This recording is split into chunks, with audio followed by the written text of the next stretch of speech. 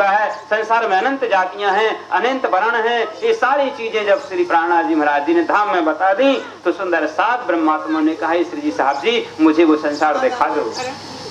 परमात्मा ने सारी बातें वहीं बता दी थी, लेकिन फिर भी आत्माओं को उनके दिल में एक चैन नहीं था, सुकून नहीं प्राप्त हो रहा था, बेचैनी सी थी कि हे धनी मुझे आज्ञा दे दो। तब यूं कृपा कर कहे श्री प्राणनाथ, अब श्री प्राणनाथ जी महाराज जी ने कृपा करके कहे ही दिया कि जाओ हे मेरी आत्माओं जगत को आप नजारा देख लो, अर्थात जाओ मानो उनकी कृपा हो गई।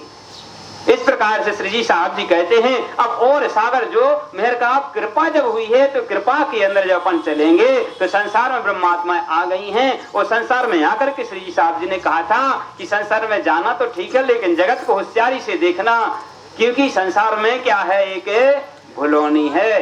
इस संसार में जगत भुलौनी है और जगत में जो जो भी आए हैं सभी अपने मार्ग से भटक गए हैं।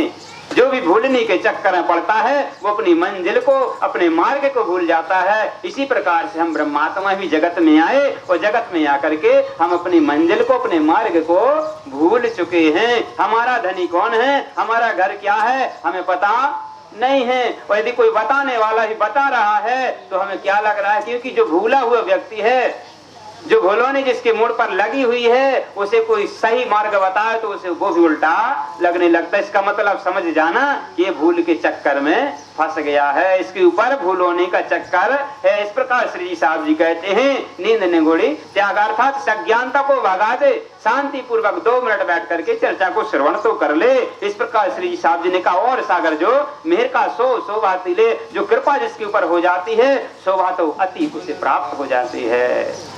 लहरें आवे मेहर सागर और जिसकी परमात्मा आज्ञा कर देते हैं तो कृपा किस प्रकार से आती है, लहरों की भांति आज्ञा आती है। जा पर कृपा आपकी हुई और ता पर कृपा करें सब कोई। जहाँ परमात्मा की आज्ञा हो जाती है फिर आपको कहना नहीं पड़ेगा, जगत के लोग भी आपको चाहने लग जाएंगे। जिसे परमात्मा चाह लेंगे फिर आपको किसी की आवश्यकता नहीं कि कोई आपको चाहे, नहीं लोग चाहने ही लग जाएंगे।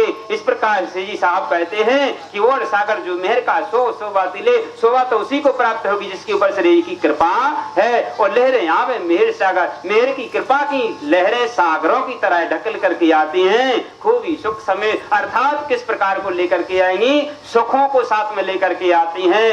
हुक्म मेहर के हाथ में अर्थात जब आज्ञा होती है हुक्म होता है तो कृपा के साथ में हुक्म होता है। जिस सुंदर साथ के ऊपर श्री जी कृपा करते हैं वो सुंदर साथ श्री जी की सेवा में हर जगह हुक्म समझ करके सेवा करते हैं। जैसे हम और आप आए हैं तो ये किसी के घर नहीं आए, किसी के बुलौआ पर नहीं आए हैं, हम और आप काय पर आए हैं, श्री जी ने कृपा की है और कृपा के माध्यम से हम हुक्म समझ करके श्री जी का हुक्म है चलो चर्चा श्रवण करने चाहते हैं। इस प्रकार से हम और आप जो भी